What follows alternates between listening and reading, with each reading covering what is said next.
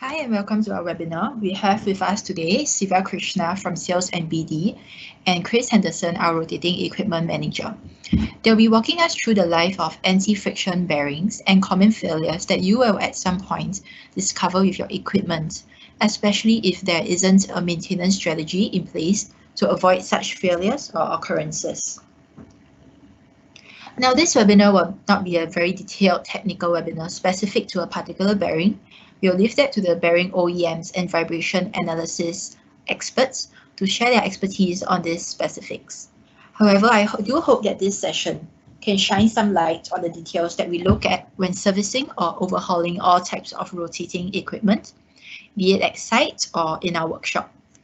So our checklist and inspections cover enough to give guidance and recommendations to our customers from our findings and investigations to then take the appropriate corrective action. We have over 50 RE personnel that will be able to support your requirements in some way or another. So I'd like to share a statistic that always amazes people. Did you know that only 10% of bearings will actually reach their designed life expectancy? But to even have a chance of reaching this, it requires perfect conditions and environments along the way to ensure that it is given the right treatment to survive this journey. Without simple care such as topping up or changing the lubrication, it is very unlikely that you will reach its designed life expectancy. So because we are talking about this as a journey, like everything else, it will at some point come to a stop. So hopefully through this webinar, you'll help you to think about how to increase the life expectancy of your equipment to avoid failures and in turn help to reduce or avoid unexpected costs to your company.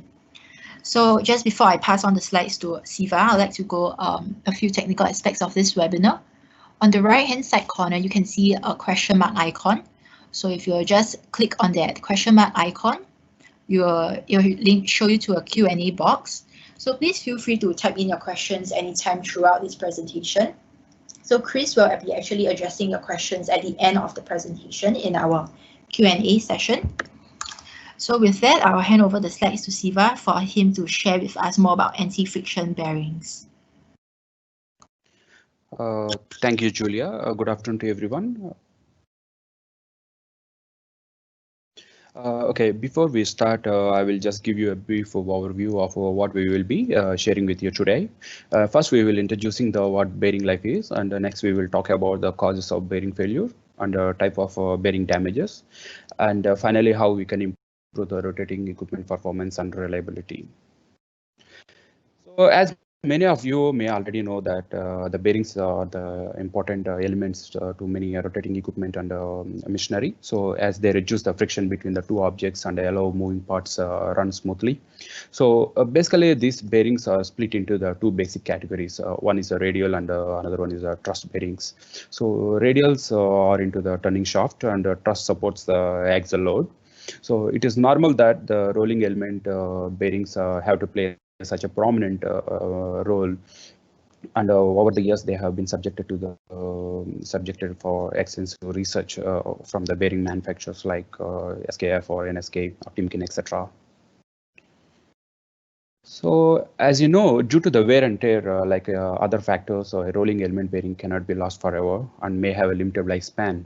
So however, all the lifespan can be extended. So this can be done by implementing the ideal operational conditions and perform the maintenance strategy and avoid the fatigue load limit to being reached. So this design, even the bearing design, also it has own limits. So only we will consider until the first sign of the fatigue appear after the complete number of revolution performed and the maximum running hours reached at the given speed. So many factors actually affect the bearing life. So even when the bearings are being used under the ideal condition, or failure of the bearings are caused by the deterioration of the material and due to the rolling fatigue.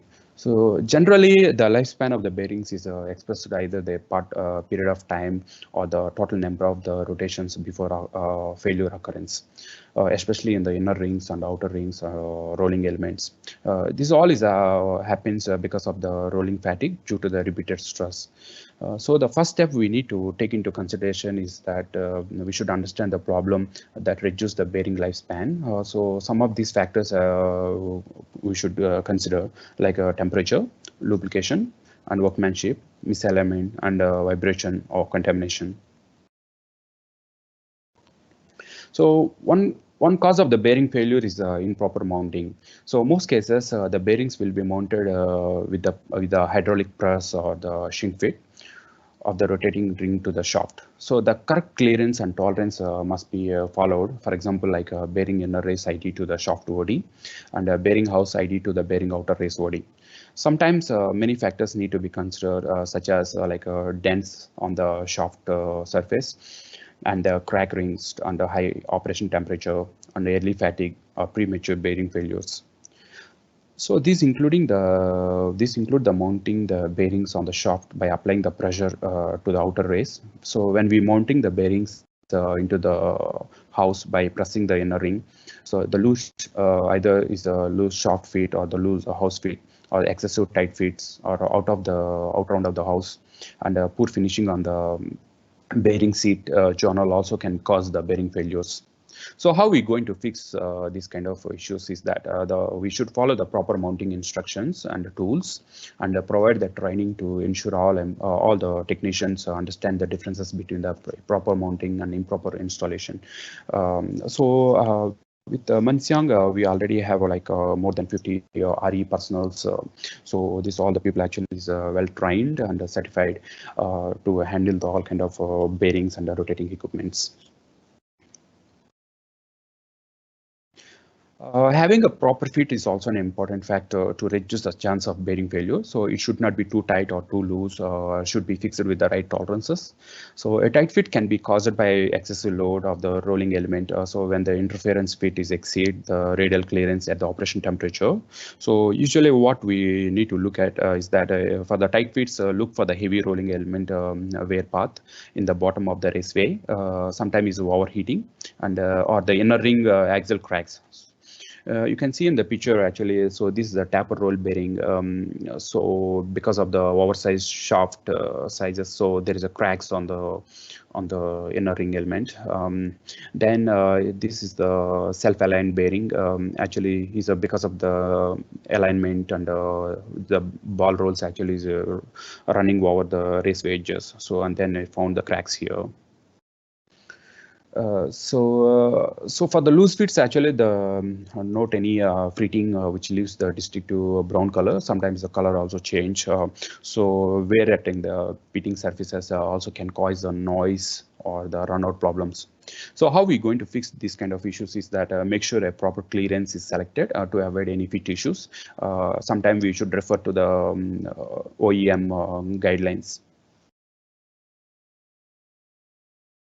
According to the recent study, up to 80% of the bearing failures are caused by improper lubrication. So this is including the insufficient lubrication, sometimes the excessive lubrication, contamination, or use the improper lubrication. So sometimes the temperature also degrade the lubricant. So how we going to identify these issues are like especially visually.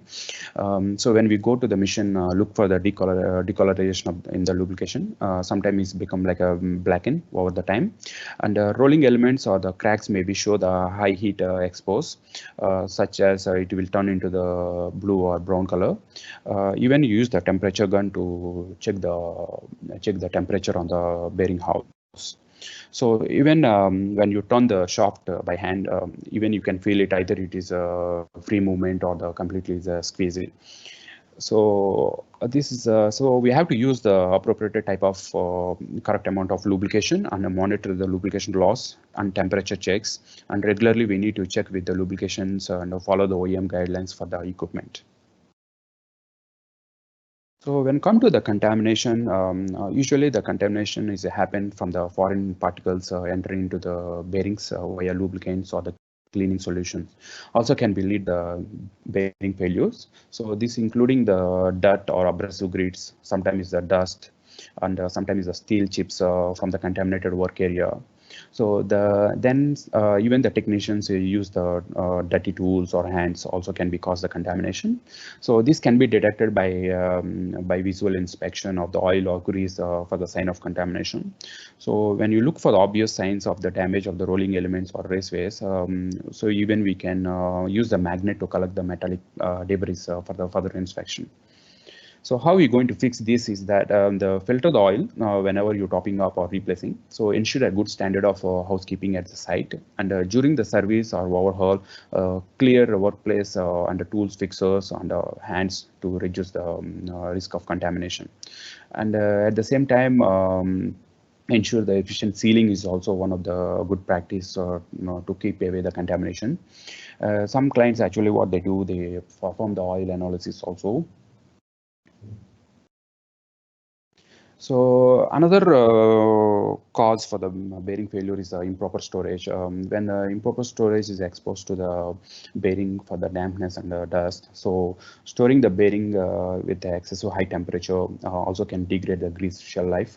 So always we need to check with the grease manufacturer for the storage specifications. So handling the bearings by opening the boxes on the tearing the wrap sometimes also can let some dust on the dirty go inside and exposed to the corrosion. So this can be detected by when you look out for the dampness or temperature that can cause the rust. So to avoid this, we should store the bearings at the dry area at the room temperature. So and then we should cover the bearings always.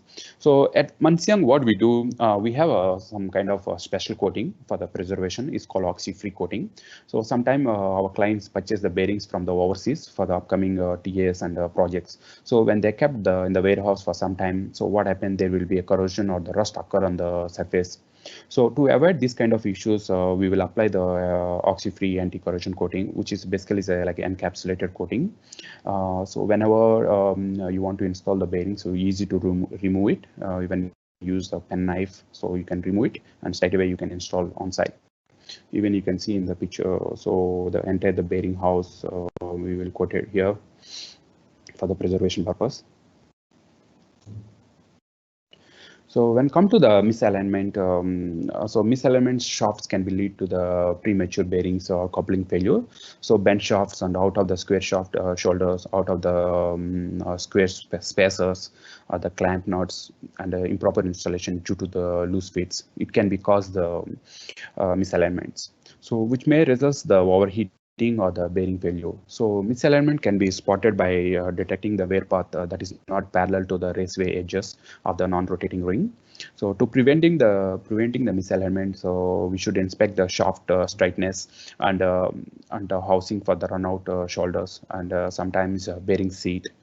Even we should consider the pump skid, the skid foundation. These are some of the factors we need to consider to avoid any kind of misalignment or vibration. So when come to the false burneling, so rapid movement of the balls in the raceways, which is equivalent is ideal.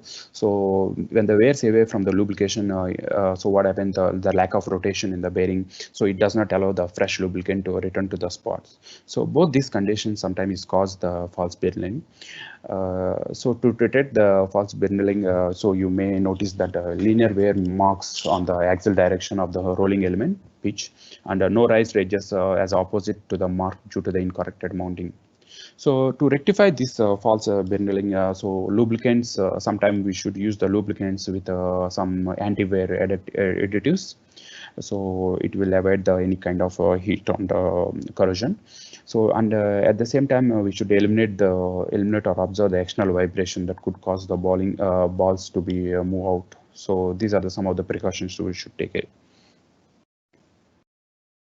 So for come to the corrosion, the mostly is like a moisture or acid or low quality grease or poor wrapping or condensation from the excessive temperature. It also can cause the corrosion on the bearing. So you can see in the picture actually all the raceways and the bearing surface, so even it get corroded. So once the red or brown stains are deposited or noticed on the rolling elements, so the raceways or the cages, as well as you can increase the vibration by followed by wear. So it is on increasing the radial clearance or the loss of preload. You may notice the corrosion may be presented. So this can be corrected by we can divert the corrosion fluids away from the bearing area. So sometimes we use seals, special seals to any contamination or the corrosion. So some clients actually they requested for the special kind of material like alloy material, all these for to avoid any corrosion.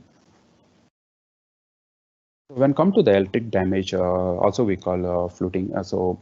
Constant passes of alternative or the direct current, even with the low currents, it can lead the electric damages. So fluting can be noticed by if it is a brownish marks on the observed on the parallel to the axis or on the larger part of the raceway, or it can be covered the entire the raceway circumferentially. So this can be rectified by preventing the electric currents from flowing through the bearings. So we can either we can arrange by grounding or the use insulation for the bearings. Even you can see in this picture, actually you can see here there is a lot of fittings and happening here. Okay, so when come to the fatigue loads, so it is also often because of the overload or exceed the preload.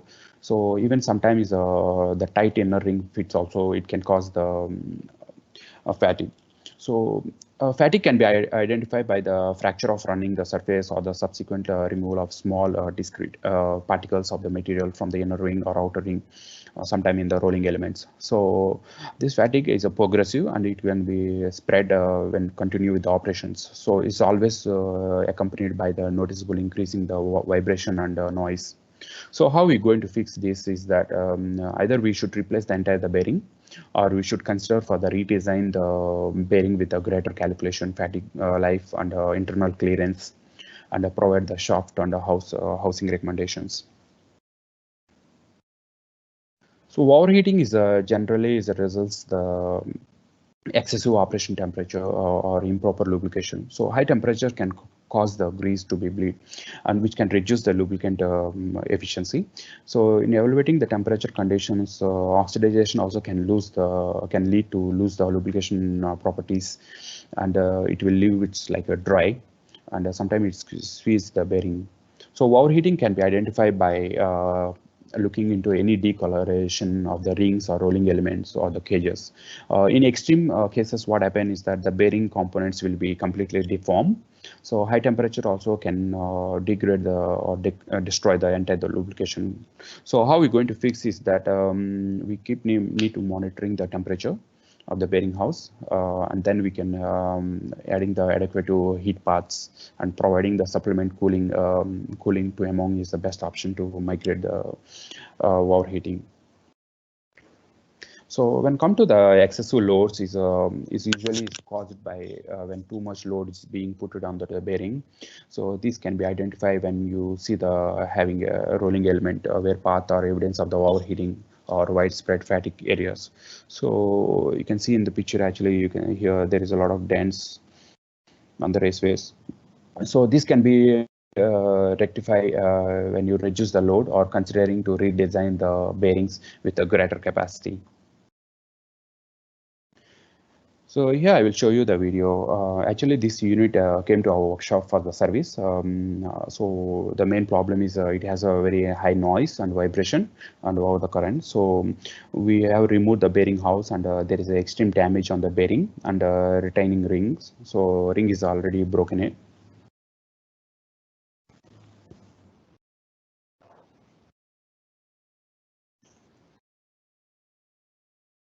Actually, you can watch on the balls drop on the rotation as well. So next, actually, so we should talk about here like how you can improve the operational performance and reliability of the rotating equipment. Is that so? By avoiding the different problems that can cause the bearing failures and the signs we look, maybe you already take the necessary precautions in the plants towards the limiting the machinery failures. So of course you don't have to wait for the failure on the bearings. So regular preventive measures can keep your bearings at the peak performance for as long as possible. So and you can save your money and time. So I will share here some methods how you can improve the rotating equipment, such as like align the machine shaft with properly and accurately, and use the correct tools for the mounting, and use the lubrication arrangements, and adhere to the basic shaft sealing, and proactively monitoring the mission health. So whenever an electrical motor or the turbine or the any other driver is coupled with the pump or the generator or the similar equipment, so the center line of the rotation of the two machinery shaft must be in line with one another. So otherwise the parallel misalignment or angular misalignment, sometimes is a combination of the two, will be cause the stress on the shaft and it will impact the machinery operations. So misaligned the shaft can lead the premature bearings or coupling failure. Sometimes is a shaft fatigue or damage to the seal. Even it can increase the vibration levels, friction, overheating, or sometimes is the energy also consumption more. So properly or accurately align the shaft of the rotating machinery will be reduce the excessive axial or radial force on the rolling bearings. To minimize the amount of the shaft bending from the point of the power transmission in the coupling to the end bearing. So it will minimize the wear and the coupling components, and reduce the potential for the mechanical seal damage also. So we should maintain the proper rotor clearance and eliminate the potential for the shaft failure for the cyclic fatigue, and it can help to keep out the vibration and noise friction away. So use the tools also like so when you're using the correct tools for the mounting bearings, this also can improve the rotating equipment performance. For example, like if your rolling bearing is mounted improperly without using any correct techniques or tools, the bearing life will be depopulated. So the number of you can tell like for example 16% of the premature bearing failures because of the poor fittings or the absence of the correct tools. So since these are the precision components, the bearing should be mounted using the correct techniques and technologies. So the methods for the proper mounting bearings is commonly either cold mounting or the hot mounting. So when come to the cold mounting or mechanical mounting is just generally like a recommendable for the small or the medium sized bearings, like outside diameter is up to 4 inches. So this methods actually is involving the heat mounting will be also appropriated for the relatively larger bearings and hydraulic techniques also. Sometimes we should use the hydraulic press also is a good option.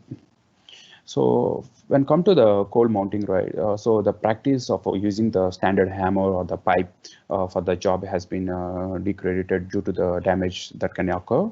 So this practice can cause the debris entering into the bearing, or the if it is not done properly, the pipe can slip and impact on the internal parts of the bearing.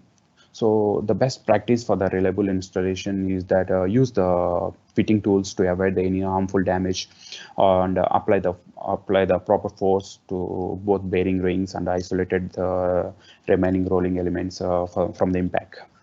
So when come to the hot mounting, where the bearings is preheated and providing the practice solution to allow the bearings to be expand and then easy for installation. So while the maintaining the specific interference fit after the job is completed.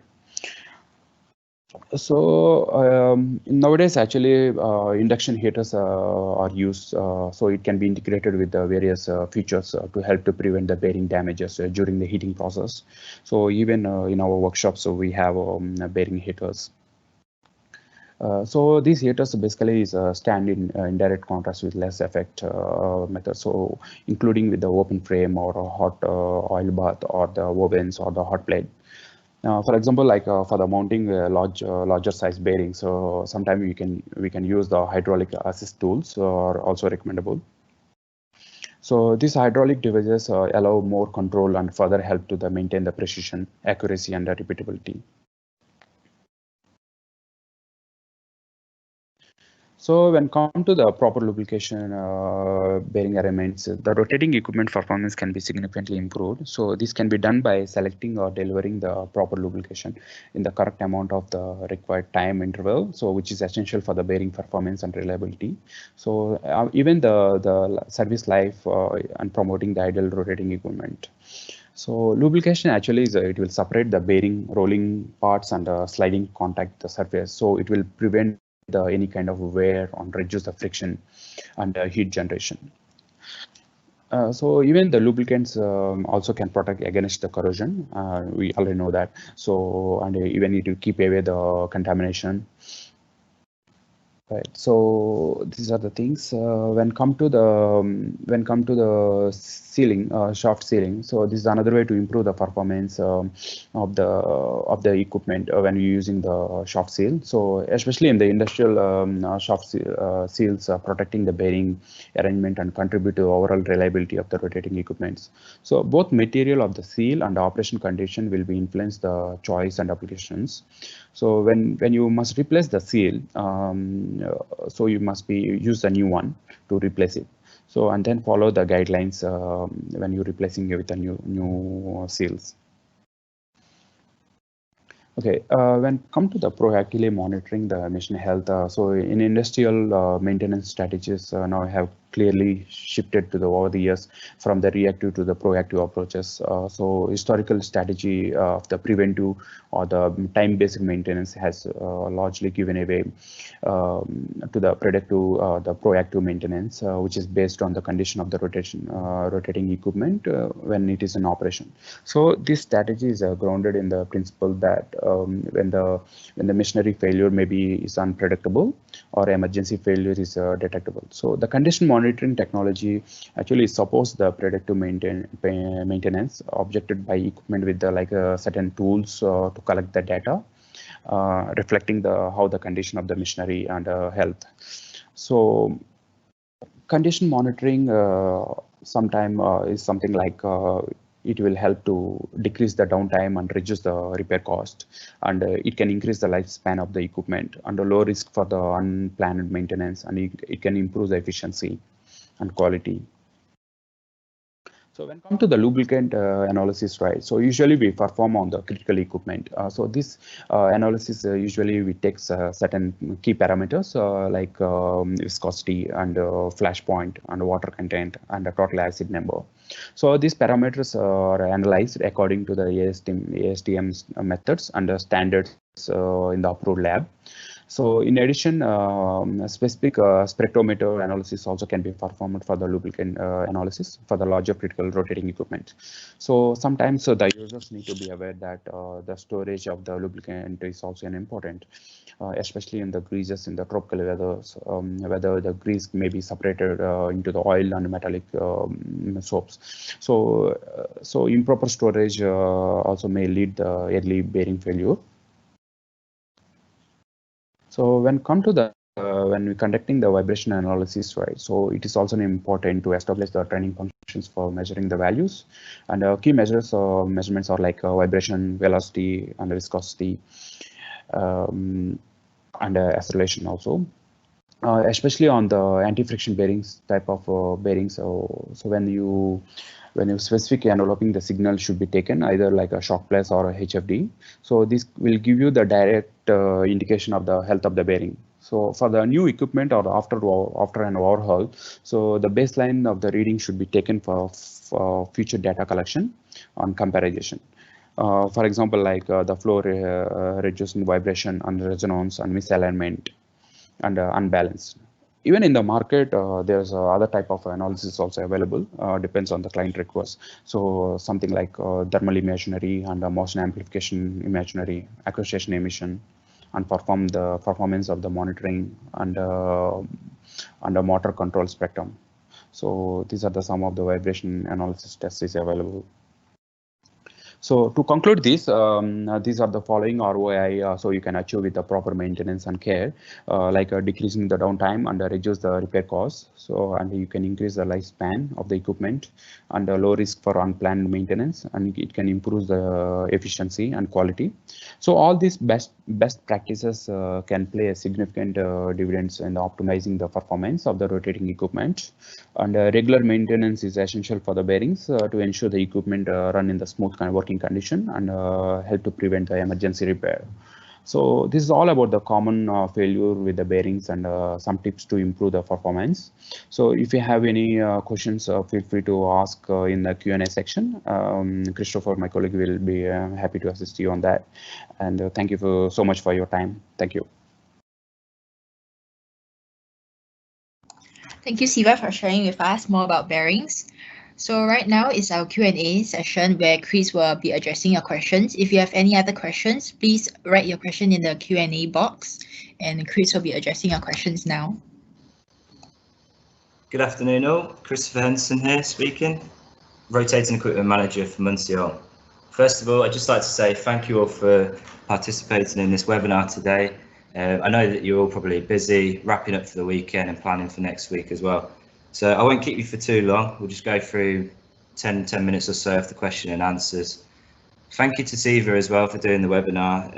I enjoyed it. I hope everyone else enjoyed it. And I really hope that the people watching have managed to learn something from this as well. So we'll just go through some of the questions. I think on the early slides, Anonymous put a question for what kind of certification. I think this is regarding the training that we put our technicians through. So once they're employed, our training department, we have a separate department simply for training. So they will do internal training, on the job training, and it's a process that will go through throughout the year. And then every year there'll be tests and exams to continue making sure that these guys are up to a good standard. We also send them on external courses. So you've got the WSQ for rotating equipment. The laser alignment, we do in-house and external training as well, and we will not allow them to touch any of the equipment until we are confident that they know what they're doing. OEM training, some of the guys have had training with OEMs such as KSB, so they've gone and learnt the pump fundamentals. We're also a distributor for STB seals, mechanical seals, so we've flown some guys over to Germany to have internal training there as well. So thank you for that question. What is the most common failure that Munsion has to investigate? I would say a lot of it is lubricant related, and a lot of the time we get called out and it's already too late. There's already noise, there's already vibration, there's already high temperature. So in that instance, it comes to our workshop. We do the disassembly, we check the grease, we check the oil, and we can already see damage, and the oil's black, the oil's missing, or there's contamination within the grease itself. So that is probably the most common. The other is misalignment. So we get called out, we go and check the alignment before we remove the pump or motor from the site itself, and we can already see that the alignment's bad. So they're the most common failures that we experience. There are other instances as well. Move on to the next question. How does Munsion support rotating equipment? Okay, we've got two teams. We've got the site team, there's around 30 staff. They're all skilled from all different levels. You've got general fitters, you've got technicians, you've got foremen, supervisors, you've got the QC guys. We've also got more specialists and the engineering department that can assist as well if there's any calculations or design work that's required. So the site guys will assist site work. If they need the overhaul as well, then the guys will pull the equipment from site, take it to the workshop, we do an overhaul. The workshop guys will do the disassembly, we do the inspections, we give out an initial report. From the initial report, that's when the customer and ourselves will discuss what is required and how we're going to correct it. Then we do the assembly, we do the hydrostatic test, and a full report will be sent out. The pump itself will then go to site, we do the installation, we do the alignment, we do a witness test. So we can be there from the start to finish, or we can just go to site itself and change out a mechanical seal, bearing, it's totally up to the customer's requirement. Next question is Sad Hill. How do you know the right bearing is installed for the equipment you're working on? Okay, so when the equipment comes to the workshop, we do the disassembly. Now we inspect every single part, all of the internal parts, and one of the first things we do is check for serial numbers, part numbers, and the OEM of these parts. So for example, the bearing, it will have a clear number on it, the part number, serial number, and the manufacturer. From this point, we can then go to the documentation, such as drawings, manuals, or parts lists that are given from the customer as the end user. They are entitled to this documentation from the OEM. They can get this. The only issue that we get is if there's a pump that comes in and it's 20 or 30 years old, documentation is sometimes limited. So then we have to go by experience and the specialists and the engineering team to make sure that the bearing is compatible for that equipment. We will then discuss with the customer as well, and we'll make an agreement from our recommendation and from the history, because there might well be a different type of bearing inside this equipment, and there might be a reason for it. So understanding the history and the previous reports of that equipment is very important, as well as the original OEM documentation. Okay, let's have a look at some more questions. Anonymous. What is the lifetime for the oil rings? This really depends on the equipment, how it's running, the environment it's in. Is it exposed to chemicals? Is it exposed to heat? A lot of the time, you will be able to find a data sheet from either the supplier or the OEM regarding the oil ring lifetime expectancy. Now, providing it's given the correct environment and conditions, then it should outlast that period. Now, if it's under extreme heat, if it's under exposure to chemicals, if it's not being treated how it should be, then obviously the lifetime will reduce. Another anonymous. What kind of rotating equipment Munstrom can be dealing with? Now this is funny, because the way I word it is anything that rotates, we will be able to assist in some way or another. The only thing that we do not overhaul are motors and generators. Now, we do have experience with all different types of pumps. You've got overhung pumps between bearing pumps, vertical submerged pumps. We've also got rotary blowers, magnetic pumps, draft fans, fin fan maintenance. Anything that mechanically rotates, we can some way or another assist. And we've also been to site to do compressors and steam turbines as well, with the assistance of specialists. That's the next question. How does vibration analysis help detect bearing issues? Okay, ideally when we reinstall the equipment, the end user should take a baseline reading for the vibration. Now, they should be monitoring this over time, or we can help them monitor this over time. If there are changes within the readings over a period of time, then something's happening, something's changing, and that's when you need to investigate, especially if it's going into alarm levels or trip levels. So you want to try and avoid that point where it's already hit the trip level advised.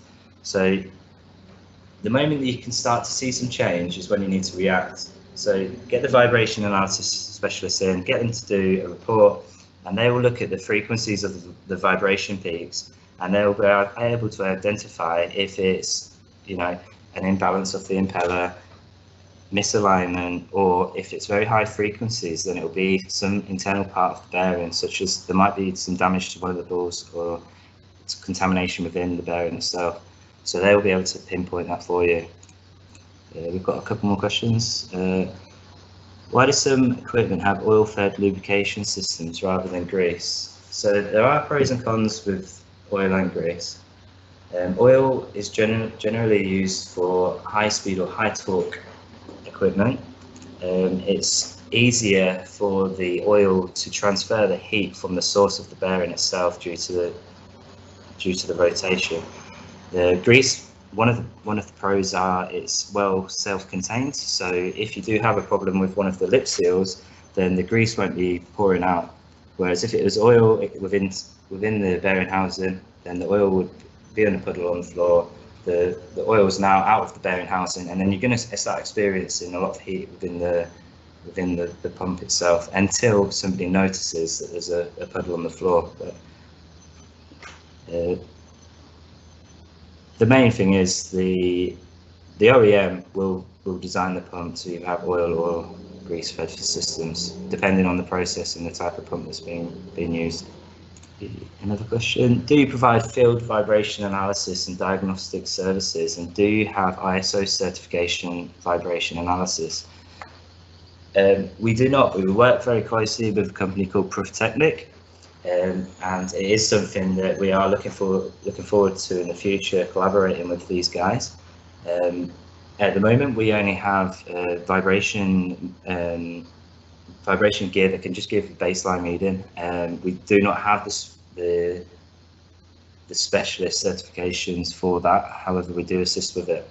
We do have some training in it, so we have got one guy that's got Cat 1 certification for ISO. A couple of the engineers and QC engineer have been on the basics of vibration analysis training as well, but it is something that we will be looking at becoming stronger with, and if we do get given potential opportunities, then it's definitely something we will invest in the future. We've got a couple more questions. This one's from Suresh. Which maintenance strategy would you advise? This really depends on the type of equipment you've got and the process that you're doing. You need to understand from a safety aspect how valuable it is to that site to be having the monitoring and protection systems on that equipment. There's no point putting a lot of instrumentation such as your vibration sensors and temperature probes on low value items or low risk items. So for the high value items such as maybe like a steam turbine, of course you want to have all of the monitoring and protection in place. So that strategy you'd be looking at more of a predictive maintenance, because you need to make sure that you can see the change over time on a live system. For preventive maintenance, it might be the case that it is a valuable asset and the downtime cost will be fairly high, and you do not want to take the risk that it's going to fail very soon. So that's when you'll start implementing some preventive maintenance to try and keep that equipment as healthy as possible for as long as possible until the next window of opportunity is available to take it out to do a full overhaul or service on that equipment. Some equipment you won't be able to touch, you won't be able to remove and take it for an overhaul because it's so critical to the site that it's just not feasible for the downtime of the cost. So we need to try and prevent that downtime. Another one from Anonymous. Cavitation. Is cavitation cause premature failure to the bearing? Yes, the cavitation is something that you do not want to have at site. It's just putting more stresses and forces on the internal parts, including the impeller. The bearing isn't designed to be facing these stresses or forces. So having the cavitation for it to fight against is just going to cause a reduced bearing lifetime. Is there any more questions? There's been 11 so far. I hope I've answered them as best as possible for you. I'll give it a couple of minutes and then we might just call it a day. Have you used ultrasonic testing for bearing fault detection? We personally have not, in my honest feedback. But it is something that the end users should look at. You know, if they have a potential fault, then they need to be looking at all different types of ways of getting the root cause for this. We can assist and we can get a third party involved with our services as well if the end user do not have the contacts to do so. So thank you very much for joining. Have a great weekend, and if there's any questions or if you would like any more information from us or if we can support you in any way, please do not hesitate to contact us on inquiry@mun-sion.com or just contact me or Siva directly on LinkedIn. That is absolutely fine. Thank you. Have a good weekend.